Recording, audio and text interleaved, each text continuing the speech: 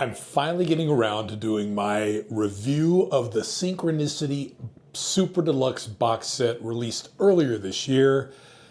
Let's get into it.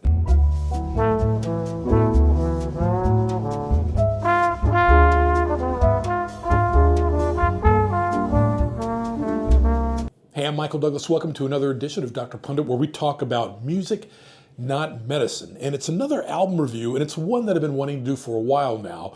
Now, you may recall, longtime subscribers to this channel, I did a show on key tracks from the LP Synchronicity, the most legacy album of the Police, was also their last album by the band, the Police. And one could say that the release of the Super Deluxe Edition certainly doesn't trim the fat. It's fairly complete, maybe at times arduous to listen to, but appreciated. And let's just get into it. So at 6 discs, Synchronicity, the Super Deluxe box set released earlier this year in 2024, it's safe to say that my cup runneth over. But is too much of a good thing a bad thing with a Super Deluxe edition? Now, as I just stated, the Police put out a Super Deluxe of Synchronicity, which marks 40 years since the album was released. Of course, the album was released in 1983. 2023 would have been the year, but it was released this year. But don't feel bad if you're stymied by the Police releasing a 40th anniversary Super Deluxe edition of an album that came out 41 years ago. Def Leppard did it with the album Pyromania from 1983, also this year, 41 years later. Anniversaries apparently are a little bit more elastic than they used to be. Anyway, let's talk about this. Now, the mother lode of bonus material, everything from demos to alternative takes to outtakes to a live 1983 concert, certainly merits comment on this huge, big-ass Super Deluxe edition. And I'm not really exaggerating by the amount of bonus material as part of this Super Deluxe edition of Synchronicity. In total, there are 5 additional discs of material outside of the original track of the album on a single disc. Now, the Police were certainly a big band in the late 70s and early 80s, and they had more hits than the Eagles, but it wasn't until the 1983 album, Synchronicity, that they were catapulted to the top of the rock and roll universe. And I remember the first time I heard Every Breath You Take, and it just not only was a huge earworm, of course, I knew immediately that this was not a love song, even though it really sounds like that. You could tell that I was a teenager at the time, but there was some undertones, some stalking stuff going on. But I digress. Needless to say, Synchronicity is the ultimate Police album. I don't think anybody can argue that. And I would probably say their second best is their debut, but Synchronicity extremely solid, and if they were going to end out their career on such an album, that would be the album to do it. But I was surprised to see so much bonus material. It's a bit overwhelming, maybe a little bit too much. They've also included a full concert done in Oakland, California in September of 1983. Now, wading through 3 discs of alternate versions and outtakes, I literally almost gave up listening to this thing. And once I played that concert, it restored my faith into the overall concept of this Super Deluxe edition, and I wrote it out to the very end. Now, while Synchronicity was the album where the Police conquered the universe, so to speak, it was also their ultimate album, their last album. Tensions were running so high during the recording of the album that it originally just tanked the band. One of the things that I heard drummer Stuart Copeland complain about over the years was that during the sessions for this album, Sting would show up with fully realized demos. And there was really no room for Stuart to interpret or influence the final project. And when I saw all of this bonus material, the demos were what I was really interested in, of course. And I've always felt listening to demos is a great glimpse into the psyche of a band, their creative process, so to speak. And for the most part, I would say Stuart was right.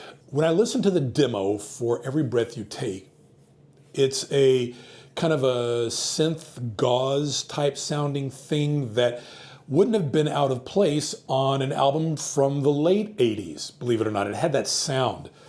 And it's really not the atmospheric guitar and the drums that were finally realized when the song came to fruition and final production.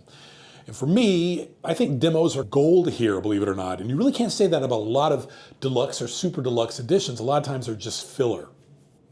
But I'm a little bit confused as to why they weren't released or separate on their own disc as a disc of demos as part of the super deluxe edition.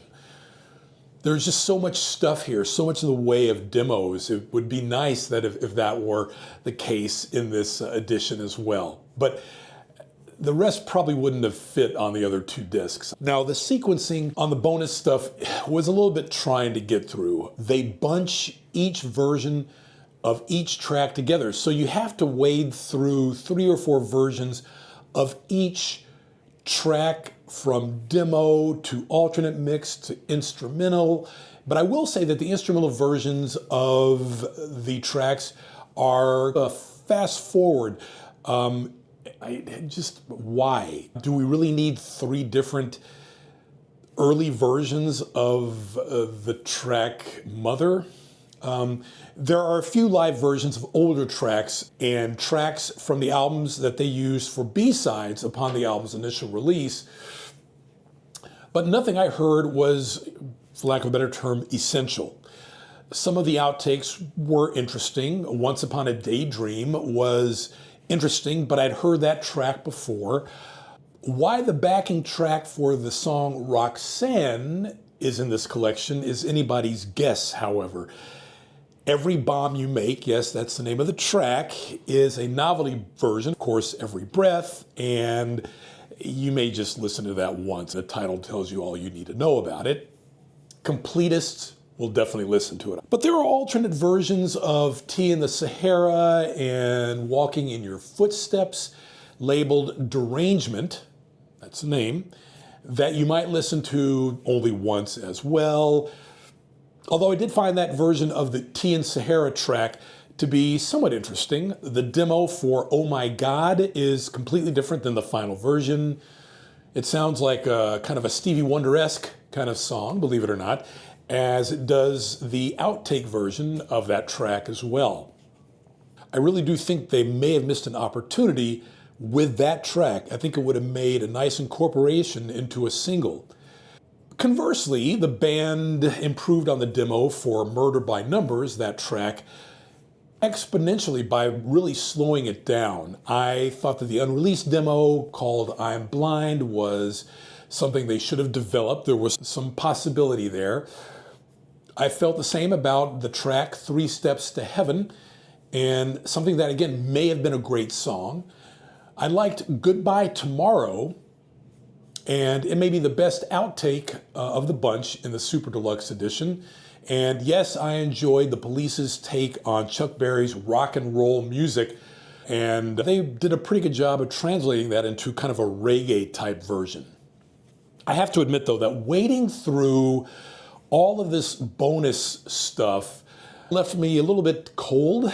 I was surprised because I really like the Police and I really like the Synchronicity album. It's a solid album.